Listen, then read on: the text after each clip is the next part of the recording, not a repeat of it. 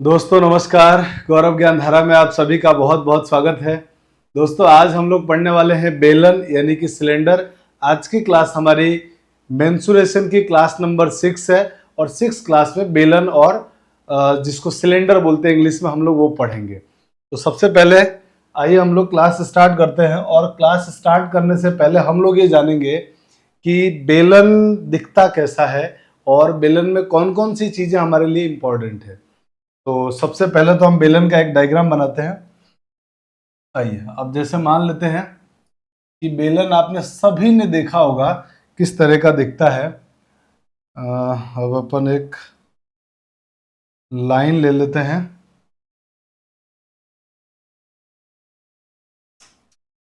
ये हमारे पास लाइन हो गई और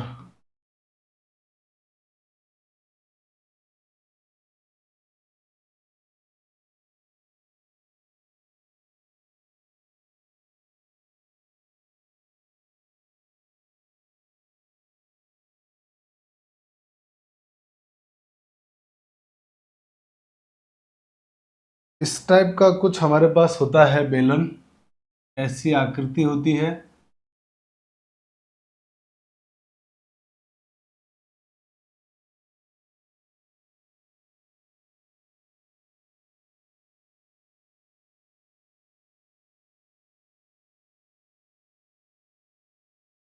ये मान लेते हैं कि हमारे पास कोई इसका ये सेंटर हो गया, केंद्र। ये भी हमने मान लिया इसका केंद्र हो गया और यहाँ से हमने एक डॉटेड लाइन और बना ली इन दोनों को मिलाते हुए। तो इस प्रकार से कुछ आकृति जो बनती है ना दोस्तों, वो हमारे को कहलाती है बेलन। अब इस बेलन में खास बात क्या क्या है, बहुत इंपॉर्टेंट बात है। आपके पास ये कहलाता है बेलन का आधार। और ये जो आधार है वो कैसा होता है, तो आप देखोगे नीचे से जो बेलन का आधार है ना, वो सर्कल के जैसा होता है, वृत्त के जैसा होता है। तो बेलन का आधार कैसा होगा, वृत्ताकार। और अगर आधार वृत्ताकार है तो ये केंद्र हमने मान लिया O, और इसको हम ओ डैश नाम दे दें। और इस बेलन का अगर हम नाम लिखें तो नाम लिख दिया ए बी सी और ये डी। तो दोस्तों ये जो हमारे पास दूरी आएगी ना ओ बी, इसको बोलेंगे त्रिज्या, स्मॉल आर। तो ये हो गया बेलन की त्रिज्या स्मॉल आर। इसी प्रकार से ये जो यहां से यहां तक की जो ऊंचाई है ना, ये होती है बेलन की ऊंचाई, जिसको हम लोग स्मॉल एच से रिप्रेजेंट कर रहे हैं। मान लेते हैं बेलन की ऊंचाई कितनी है, स्मॉल एच है। ठीक है, तो यहां तक की बात समझ में आ गई कि बेलन दिखता कैसा है। बड़ा इंपॉर्टेंट है कि बेलन का डायग्राम बनता कैसा है। तो दोस्तों इस तरह का कुछ बेलन बनता है जिसमें इस बेलन का केंद्र और बेलन के जो आधार होते हैं ना, वो वृत्ताकार होते हैं। इस बात को आप ध्यान रखेंगे। अब ये सारी बातें मालूम पड़ने के बाद अब सबसे पहला क्वेश्चन ये है कि सर बेलन का आयतन क्या होता है। तो दोस्तों बेलन का आयतन क्या होगा, आधार का क्षेत्रफल इंटू ऊंचाई। तो आधार कैसा है इसका, वृत्ताकार, और वृत्त का क्षेत्रफल होता है पाई आर स्क्वायर, और उसको ऊंचाई से गुणा कर देंगे तो बेलन का आयतन आ जाएगा। बेलन का आयतन, वॉल्यूम ऑफ सिलेंडर, बेलन का आयतन पाई आर स्क्वायर एच हो जाएगा। तो ये हमारे पास पहला फॉर्मूला जो आपको याद रखना है, बेलन का आयतन होता है पाई आर स्क्वायर एच। दूसरा हमारे पास है L S A, lateral surface area या curved surface area, C S A जिसको बोलते हैं। तो दोस्तों लेटरल सरफेस एरिया यानी बेलन का वक्र पृष्ठीय भाग। तो बेलन का वक्र भाग होगा क्या, ये जो भाग आपको सामने दिख रहा है ना, ये भाग, ये वाला भाग, दोस्तों ये भाग कहलाता है बेलन का वक्र भाग। ये क्या कहलाता है, बेलन का वक्र भाग। तो मैं इसको हटा देता हूं। ये कहलाता है हमारे पास बेलन का वक्र भाग। इसको बोलते हैं बेलन का वक्र भाग। तो बेलन के वक्र भाग का क्षेत्रफल क्या होगा, बेलन के वक्र भाग का क्षेत्रफल होता है आधार की परिधि या परिमाप इंटू ऊंचाई। तो आधार की परिधि कितनी होती है, तो आधार वृत्ताकार, तो वृत्त की परिधि होती है 2 पाई आर, और उसको ऊंचाई से गुणा कर देंगे तो दोस्तों आंसर आ जाएगा 2 पाई आर एच। तो बेलन के लेटरल सरफेस एरिया या वक्र पृष्ठीय क्षेत्रफल का सूत्र होता है 2 पाई आर एच। 3 ही फॉर्मूले हैं इसमें जो आपको याद रखना है, बाकी कोई याद रखने की जरूरत नहीं है। बाकी तो हम लोग क्वेश्चन के अकॉर्डिंग हम अपना स्ट्रेटेजी बदल के और क्वेश्चन सॉल्व करेंगे। फिर उसके बाद आता है टीएसए, टोटल सरफेस एरिया। बेलन का संपूर्ण पृष्ठीय क्षेत्रफल। अब बेलन का संपूर्ण पृष्ठीय क्षेत्रफल क्या होगा दोस्तों? आधार का क्षेत्रफल प्लस, मतलब टोटल क्षेत्रफल निकालना है, तो इसका क्षेत्रफल प्लस इसका क्षेत्रफल और पूरे वक्र भाग का क्षेत्रफल। तो मुझे बताओ इस वाले सर्कल का क्षेत्रफल कितना होगा? आप कहोगे सर पाई आर स्क्वायर। फिर ऊपर वाला भी तो सर्कल है, इसका क्षेत्रफल, तो कहोगे सर इसका भी पाई आर स्क्वायर, और जब दोनों को जोड़ेंगे तो कितना हो जाएगा? 2 पाई आर स्क्वायर, प्लस इस वक्र भाग का क्षेत्रफल। वक्र भाग का क्षेत्रफल कितना होता है? आधार की परिधि इंटू ऊंचाई, माने 2 पाई आर इंटू एच। और जब इसमें से आप ध्यान से देखोगे तो आप कहोगे सर इसमें से हमें 2 पाई आर कॉमन आ रहा है, तो 2 पाई आर कॉमन लिया तो यहाँ क्या बचेगा? आर, और यहाँ से 2 पाई आर कॉमन आ गया तो क्या बचा? एच।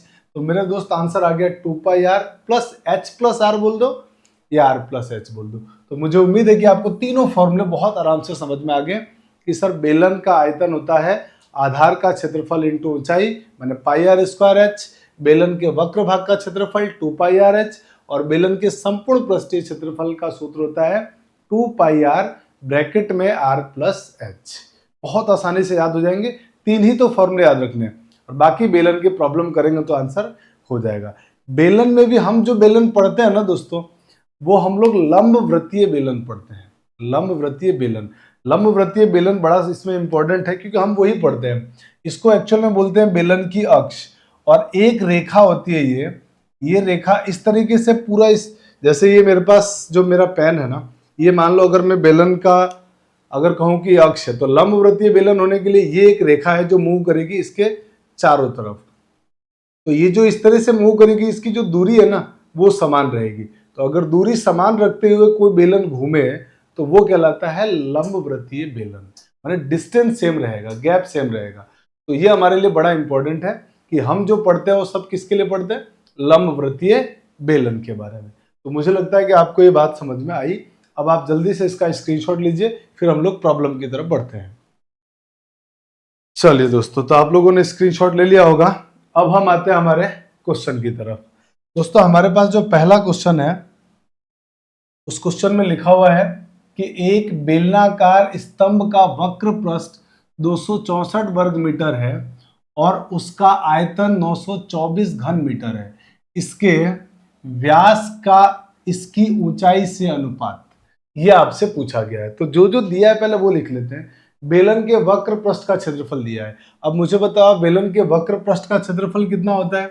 आप कहोगे सर 2 पाई आर एच बराबर दिया हुआ है 264। बहुत सही है, बिल्कुल सर, एकदम आराम से बात समझ में आ रही है। अच्छा, पाई का मान 22/7 प्रयोग करना, ये बात दिया हुआ है। तो एक काम करें अपन एक काम करते हैं कि यहाँ पे सर है ना, जो पाई आएगा ना, इसकी जगह आप 22/7 लिख दो, तो 2 गुणा पाई आएगा। पाई की जगह मैं डायरेक्ट यहीं पर 22/7 लिख देता हूँ, ठीक है ना, ताकि कैलकुलेशन में हमको प्रॉब्लम नहीं आएगी। फिर आगे क्वेश्चन वाले ने बोला इसका आयतन दिया हुआ है। आयतन क्या होगा दोस्तों? पाई की जगह फिर से वही 22/7, या एक काम करते हैं ना, पाई रहने देते हैं, चलेगा, क्या फर्क पड़ेगा, बाद में अपन कैलकुलेट कर लेंगे इसको। 2 पाई आर एच, और यहाँ भी क्या करते हैं अपन, 2 pi R H, pi R square H लिख देते हैं। आयतन दिया हुआ है पाई आर स्क्वायर एच, और वो दिया है 924 घन मीटर, ठीक है। और बोला व्यास का इसकी ऊंचाई से अनुपात। तो दोस्तों व्यास कितना होता है? आप कहोगे सर 2r, त्रिज्या का दुगना, और ऊंचाई h। इसका मान आपसे पूछा गया है, 2r/h का मान पूछा है। तो बहुत सिंपल है, जो जो दिया है वो सारी बातें हमने लिख दिया। अब हमको ये सारे मान निकालने, तो जो दिया है बस उससे कैलकुलेट कर लेते हैं हम लोग। अब कैसे कैलकुलेट करेंगे? तो बहुत सिंपल है, इसका इसमें भाग दे दो आराम से, तो चीजें एकदम बहुत आसानी से कैलकुलेट हो जाएगी। तो हम इसका इसमें भाग दे रहे हैं, तो जैसे ही आप भाग दोगे तो आप कहोगे सर ये देखो पाई आर स्क्वायर एच बटा 2 पाई आर एच बराबर इस 924 में भाग दे रहे हैं 264 से। बस कैलकुलेशन है और कुछ भी नहीं है इसमें खास बात। अब जो कैंसिल हो रहा है उसको कैंसिल करो, तो कहोगे सर पाई से पाई, एच से एच, और आर से एक आर कट गया, और 2 से इसको काट दिया हमने, 2 एकम 2, 2 तिया 6 और 2 दूनी 4, 132 बार कट गया। अब आप कहोगे सर इसको इससे काटो, तो 132 से 924 कितनी बार कट जाएगा? तो आप काट के देखोगे तो कहोगे सर 9 बार कट रहा है ये। आराम से देखो, सॉरी 7 बार कट रहा है, 7 दूनी 14 और 7 तिया 21 और 22 के 2 हासिल 2, 7 एकम 7 और 2 9, बिल्कुल कट रहा है सब, 7 बार कट रहा है। तो आर की वैल्यू यहाँ से कितनी आ गई, आप कहोगे सर 7। अब आर की वैल्यू तो आ गई, पर सर हमको एच भी तो चाहिए। तो अब आपकी मर्जी है कि आप आर की वैल्यू इसमें रख दो या आर की वैल्यू इसमें रख दो, किसी भी एक में रख के एच का मान निकाल लो। जैसे मैं यहाँ रख देता हूँ, तो यहाँ अगर मैं रखूंगा तो आर का मान कितना आ जाएगा, तो आपको सर 2 पाई की जगह 22/7, आर की जगह 7 और एच आपको निकालना है बराबर 264। अब देखो, अब आप कहोगे सर ये देखो 7 से 7 काट दो और 2 से कट गया, फिर 264, 132 बार, और 22 से 132 कट गया सर 6 बार। इसका मतलब सर एच का मान आ गया 6। बस यहां तक प्रॉब्लम थी। आर और एच के मान हमने निकाल लिए हैं बहुत आराम से। और आर और एच के मान आने के बाद फिर तो जो क्वेश्चन वाले ने पूछा है कि सर व्यास का ऊंचाई के साथ अनुपात, तो व्यास 2r, आर का मान 7 है तो 2r, आप कहोगे सर 14, अनुपात h का मान 6, तो 14/6। अब ये दोनों कट रहे हैं, क्योंकि अनुपात में हम उसको क्या करते हैं, कटता है तो काट के लिखते हैं, दोनों 2 से कट रहा है, तो 2 सत्ते 14 और 2 तिया 6, 7/3 हमारा आंसर होगा। माने ऑप्शन नंबर डी आपका सही जवाब है। तो बहुत सिंपल था, कैलकुलेशन है थोड़ी, तो वैसे भी मेंसुरेशन में आपको फॉर्मूले याद रखने होते हैं और थोड़ी कैलकुलेशन आपकी अच्छी होनी चाहिए, और मेंसुरेशन में कुछ होता ही नहीं है, बहुत सिंपल है, बस डायग्राम आपको अंडरस्टैंड करना आना चाहिए क्वेश्चन पढ़ के, और बाकी क्वेश्चन में ज़्यादा कोई प्रॉब्लम नहीं आती है। तो आप इसका भी जल्दी से स्क्रीनशॉट ले लो, फिर हम लोग आगे बढ़ जाते हैं।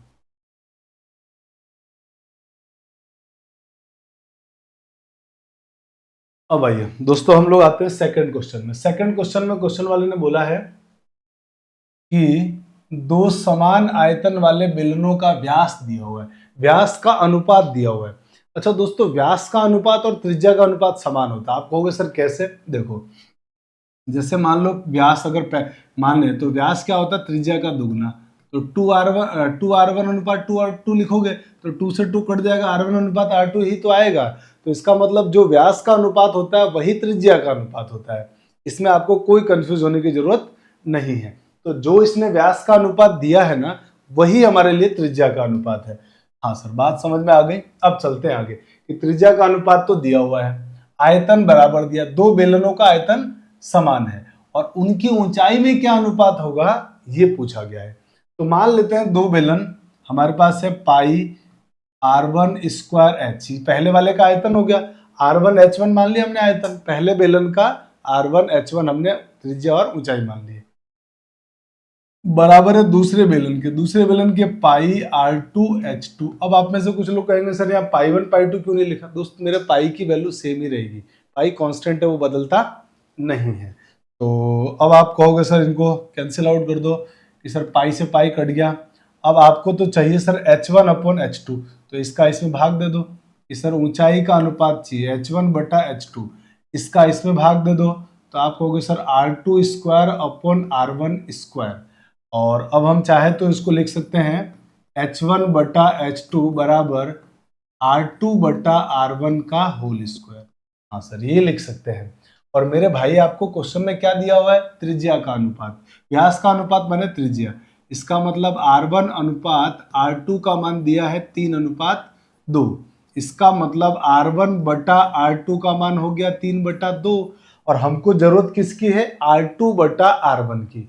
तो r1/r2 अगर 3/2 है तो r2/r1 इसका उल्टा हो जाएगा 2/3, वही 2/3 यहाँ लिख दो। तो मेरे दोस्त आंसर आ जाएगा यहाँ से 2/3 का होल स्क्वायर, और इसका होल स्क्वायर करोगे तो 2 का स्क्वायर 4 और 3 का स्क्वायर हो जाएगा 9। तो मेरे दोस्त आंसर कितना आएगा, इनकी ऊंचाई का अनुपात हो जाएगा 4:9, और यही हमारे प्रॉब्लम का आंसर है। ऑप्शन नंबर ए हमारा सही आंसर है। तो अब आप जल्दी से इसका स्क्रीनशॉट ले लीजिए, फिर हम लोग अगले क्वेश्चन की तरफ बढ़ते हैं। आइए अब बढ़ते हैं हम लोग प्रॉब्लम नंबर 3 की तरफ। दोस्तों प्रॉब्लम नंबर 3 क्या कह रहा है, दो लंबवृत्तीय बेलनों की त्रिज्याओं का अनुपात दिया है। त्रिज्याओं का अनुपात का मतलब ये हुआ, आपसे R1 बटा R2 का मान दे दिया है तो 2/3 और उनकी ऊंचाई का अनुपात दिया हुआ है 5:4। इसका मतलब H1 बटा H2 का मान दिया हुआ है 5/4, 5/4। कह रहा उनके वक्र पृष्ठ के क्षेत्रफल का अनुपात, वक्र पृष्ठ के क्षेत्रफल का अनुपात पूछा है। तो दोस्तों दो बेलन के वक्र पृष्ठ क्या होते हैं, आप कहोगे सर 2πr1h1 पहले वाले का और दूसरे वाले का 2πr2h2। अब आप कहोगे सर जो कट रहे हैं उनको तो आप काट दीजिए पहले, तो देखो 2π से 2π कट गया। और अब बहुत सिंपल है, R1/R2 मालूम है 2/3, मैंने इसकी जगह लिख दिया 2/3 और H1/H2 की जगह क्या लिखेंगे 5/4। अब इसको सॉल्व कर लो तो आपको सर जो कट रहे उनको काट दो, हाँ जी बिल्कुल काट दो, 2 एकम 2, 2 दूनी 4, तो आंसर हो गया ऊपर 5 और नीचे 6। तो आपका जो फाइनल आंसर आया वो आंसर आ गया 5:6। यही हमारे इस प्रॉब्लम का आंसर है। तो 5:6 हमारा आंसर आएगा। ऑप्शन नंबर ए आपका सही आंसर है। तो बहुत सिंपल है, बस जैसा जैसा बोला है ना क्वेश्चन वाले ने वैसा वैसा काम करते जाना है, एकदम चीजें आसान है। चलिए जल्दी से आप इसका स्क्रीनशॉट ले लीजिए। आइए अब बढ़ते हैं क्वेश्चन नंबर 4 की तरफ। दोस्तों क्वेश्चन नंबर 4 को पढ़ते हैं। मेरा 3.5 मीटर त्रिज्या वाला एक कुआं है और 16 मीटर गहरा खोदा गया है। मतलब ये हुआ कि दोस्तों आपने कुआं देखा होगा, कुआं कैसा होता है जनरली बेलनाकार होता है, तो उस बेलनाकार में उसकी जो गहराई है ना वो हम लोग ऊंचाई लेते हैं, जो कुएं की गहराई होगी हम उसको ऊंचाई मान लेंगे। वो क्या रहा है कि सर 3.5 मीटर त्रिज्या वाला एक कुआं है, 16 मीटर गहरा है, गहरा खोदा गया है, कुएं को खोदा गया है 16 मीटर गहरा। ठीक है, आगे कह रहा है निकाली गई मिट्टी को 400 वर्ग मीटर क्षेत्रफल पर एक प्लेटफॉर्म बनाने के लिए फैलाई गई है। अब यहां पे जरा ध्यान से समझना, बात को समझने की कोशिश करना। एक कुआं है और उस कुएं को खोद करके 16 मीटर गहरा खोदा गया है और उससे जो भी मिट्टी निकली है ना उसको एक 400 वर्ग मीटर का माने वर्गाकार एक फर्श है, उस फर्श पे बिछाया गया। तो वर्गाकार जब फर्श पे आप बिछाओगे तो डेफिनेटली उसकी ऊंचाई क्या होगी, बढ़ती जाएगी, जितनी मिट्टी डालोगे ऊंचाई बढ़ेगी। तो ऊंचाई बढ़ने के बाद जो डायग्राम बन के आएगा, जैसे वर्गाकार आप खुद ही सोच के देखो कि एक वर्गाकार प्लेटफॉर्म के ऊपर अगर हम मिट्टी भरते जाए तो उसकी कुछ ऊंचाई आएगी और ऊंचाई आएगी तो वो जो आकृति बनेगी वो आकृति घनाभ के जैसी बन जाएगी। किसकी जैसी बनेगी, घनाभ के जैसे। तो मुझे लगता है ये बात आपको समझ में आई। अब दूसरी बात, आप मुझे बताओ जितनी मिट्टी हम कुएं से निकालेंगे उतनी ही मिट्टी प्लेटफॉर्म पर बिछाएंगे, तो निकाली गई मिट्टी का आयतन बराबर बिछाई गई मिट्टी का आयतन, दोनों बराबर होगा। जितनी मिट्टी कुएं से निकालेंगे उतनी ही मिट्टी बिछाएंगे, तो मिट्टी का आयतन बराबर होगा, जितनी मिट्टी निकाली उतनी मिट्टी बिछाई। तो इसका मतलब हम क्या करेंगे, निकाली गई मिट्टी का आयतन, तो निकाली गई मिट्टी का आयतन बराबर बिछाई गई मिट्टी का आयतन। बस इस लाइन को याद रखना है कि निकाली गई मिट्टी का आयतन बराबर बिछाई गई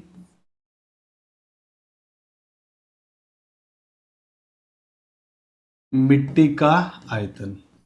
अब आप क्या करिए, आराम से आप बताओ मिट्टी निकाल कहां से रहे हैं, तो आप कहोगे सर बेलनाकार कुएं से, तो उसके आयतन क्या होगा, जो बेलन का आयतन होगा। तो बेलन के आयतन का सूत्र आप बताओ, बेलन के आयतन का सूत्र होता है सर πr²h।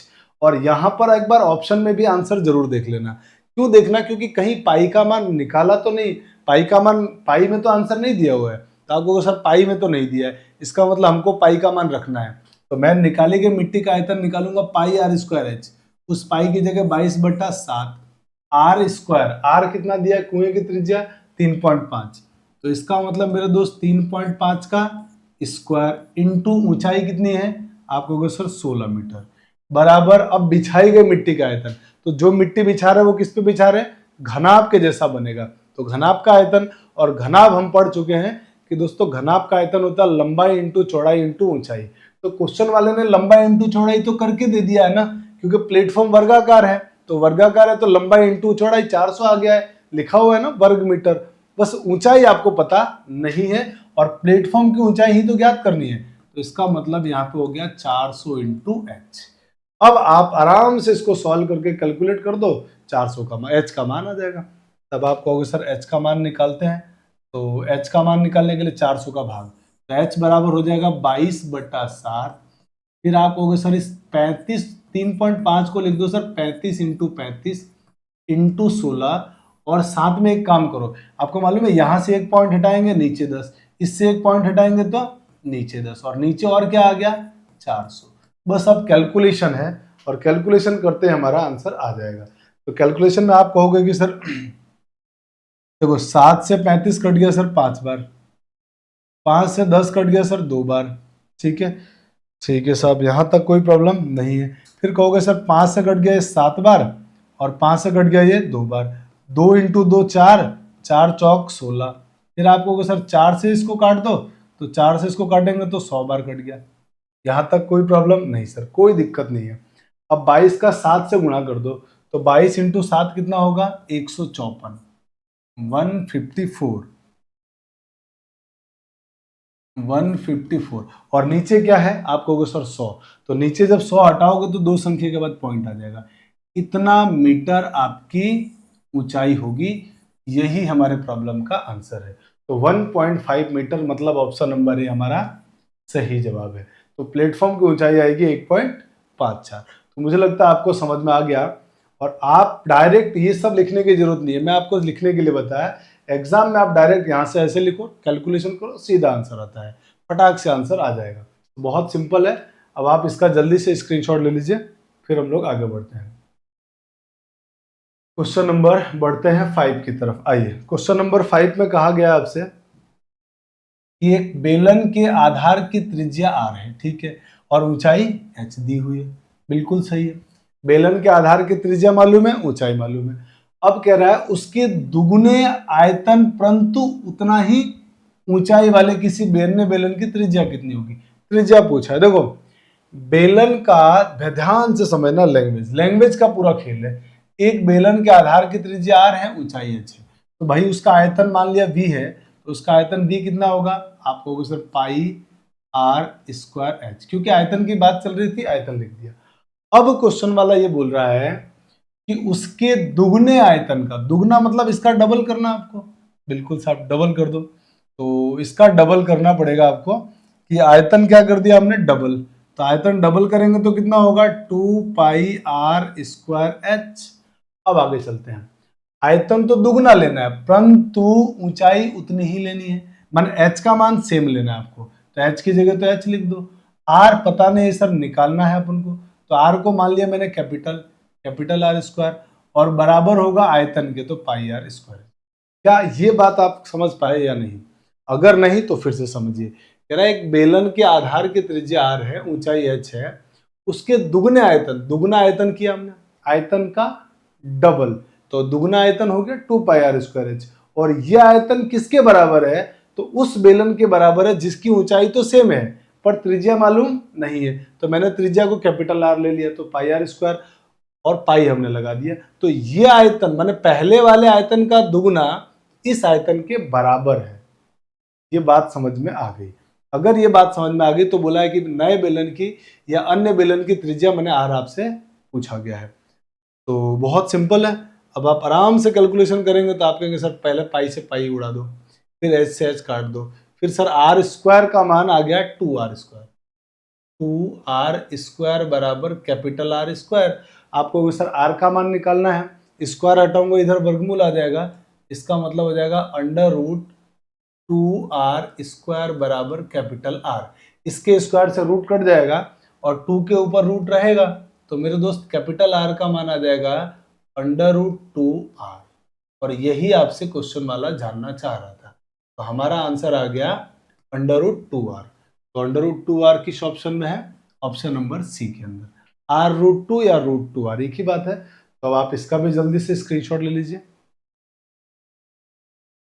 चलिए अब हम बढ़ते हैं आगे क्वेश्चन नंबर 6 की तरफ। दोस्तों क्वेश्चन नंबर 6 को सॉल्व करते हैं। क्वेश्चन नंबर 6 में कहा गया है कि एक लंबवृत्तीय बेलन का आयतन और उसके वक्र पृष्ठीय क्षेत्रफल का संख्यात्मक मान बराबर है, यानी एक बेलन का आयतन और उसका वक्र पृष्ठीय क्षेत्रफल दोनों बराबर है। तो कह रहा है उसकी त्रिज्या बताओ कितनी होगी। तो बहुत आराम से जो बोला है वो उसको बराबर कर लेते हैं। तो बेलन का आयतन आप कहोगे sir pi R square H, pi R square H बराबर है उसके वक्र पृष्ठ बेलन का 2 पाई आर एच। अब आपसे त्रिज्या पूछा, आराम से कैलकुलेट करके त्रिज्या निकाल दो। तो आप कहोगे सर पाई से पाई काट दो, एच से एच काट दो, एक आर से एक आर कट जाएगा, तो यहां से आर कट गया एक, तो क्या बचा आर बराबर, आप कहेंगे सर 2, तो यही हमारा आंसर हो गया 2 यूनिट। बस ये क्वेश्चन खत्म हो गया आपका, बहुत सिंपल था। तो आपका आंसर आ गया ऑप्शन नंबर सी 2 यूनिट। तो बहुत आसान है, मेंसुरेशन भी कोई बहुत मुश्किल नहीं है, सिर्फ फॉर्मूले याद करने हैं और फिर उस पर बेस्ड प्रॉब्लम करने हैं। प्रॉब्लम में थोड़ी कैलकुलेशन होती है और बाकी जैसा जैसा क्वेश्चन वाला बोलेगा वैसा वैसा करना है। आप देखिए ये हमारी क्लास लगातार 6ठी क्लास है मेंसुरेशन की, लेकिन कहीं कोई प्रॉब्लम नहीं आई कि सर एकदम आराम से जो जो जैसा जैसा क्वेश्चन वाला बोलता है ना बस वैसा वैसा काम करना है। फॉर्मूले थोड़े याद रखने हैं, वो क्वेश्चन करते करते याद हो जाएंगे, है ना, बहुत मुश्किल भी नहीं है। आप जल्दी से इसका भी स्क्रीनशॉट लीजिए। अब बढ़ते हैं क्वेश्चन नंबर 7 की तरफ। क्वेश्चन नंबर 7 में क्वेश्चन वाले ने क्या बोला है उसको देखते हैं। कह रहा है एक लंबवृत्तीय बेलन के आधार का परिमाप दिया है 2 यूनिट, ए यूनिट। इसकी बात चल रही है भाई, आधार का परिमाप। मुझे मेरे दोस्त आप बताओ, बेलन की बात चल रही है, लंबवृत्तीय बेलन का आधार कैसा होता है, आपको सर वृत्ताकार होता है। तो मेरे का इसका मतलब ये हुआ कि वो वृत्त के परिमाप दिया है ए यूनिट, और वृत्त का परिमाप होता है दोस्तों 2 पाई आर। परिधि या परिमाप एक ही बात है। इसका मतलब यहां से यहां तक की जो लाइन हमने पढ़ी, इसका मतलब ये हुआ कि सर 2 पाई आर का मान दिया हुआ ए। बिल्कुल मेरे भाई यही इसका मतलब हुआ। अब चलते हैं आगे। कह रहा है कि यदि उस बेलन का आयतन v है, v क्यूब है, v क्यूब यूनिट हो, बेलन का आयतन क्या होता है v, कितना होता है फॉर्मूले में पाई आर स्क्वायर एच, ये दिया हुआ है। ठीक है सर, यहां तक कोई प्रॉब्लम नहीं। तो कह रहा है बेलन की ऊंचाई क्या होगी, आपसे h का मान, हाँ ठीक है, अब से h का मान पूछा जा रहा है कि h का मान बताओ क्या होगा।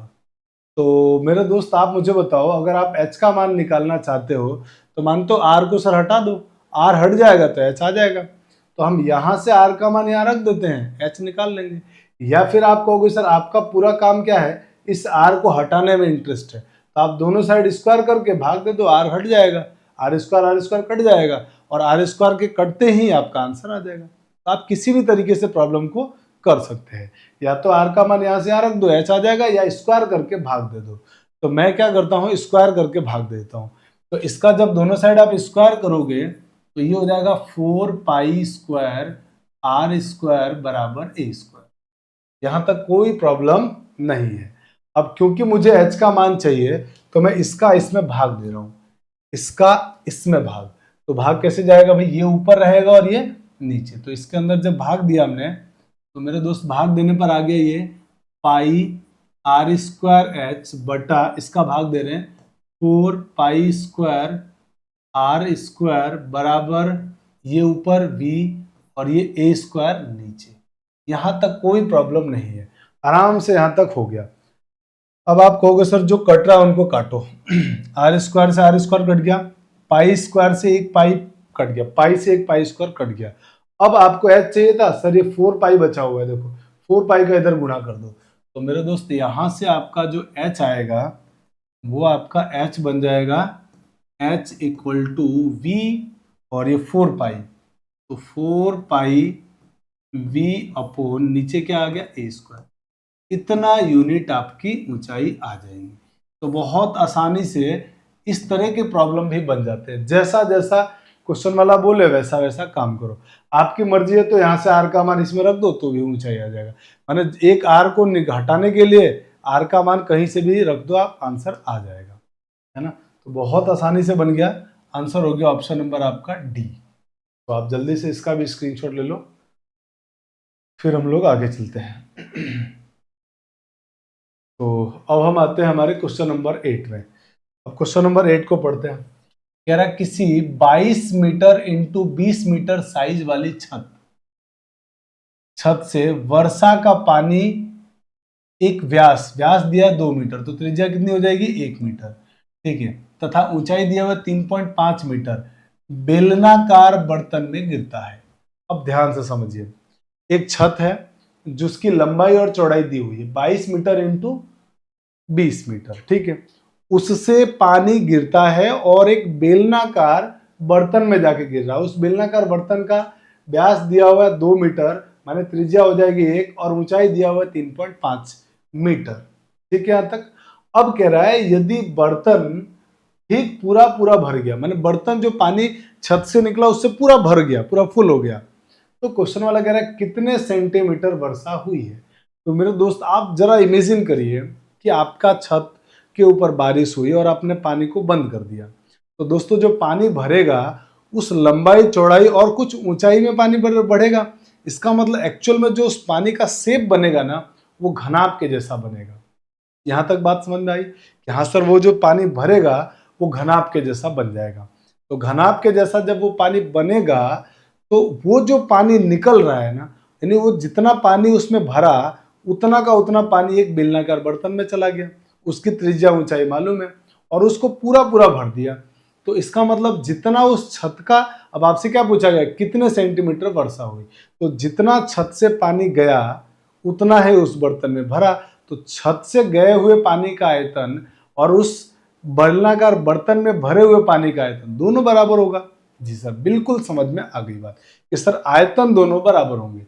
तो अब आयतन को बराबर कर दो, बहुत सिंपल है। तो सर दोनों के आयतन को बराबर करेंगे तो ये हो गया हमारे पास 22 इंटू 20, और ये घनाभ की बात चल रही है तो एक ऊंचाई और आ जाएगी। तो घनाभ माने छत में जो वर्षा हुई है वो h सेंटीमीटर हमने मान लिया। अच्छा ये ध्यान रखना आप यहाँ पे एक बात, कि जो हमको सारी यूनिट दे रखी है ना, वो सब मीटर में दिया हुआ है, और हमसे सेंटीमीटर में क्वेश्चन वाले ने वर्षा की बात की है। तो हम ऊंचाई को निकालते हैं मीटर में, बाद में सेंटीमीटर में बदल देंगे, या आप चाहो तो अभी इनको सबको सेंटीमीटर में बदल दो ताकि आंसर आपका सही आ जाए, या लास्ट में आप चाहो तो आंसर को सेंटीमीटर में बदल देना। तो हम लास्ट में बदल देंगे आराम से, कोई दिक्कत नहीं है।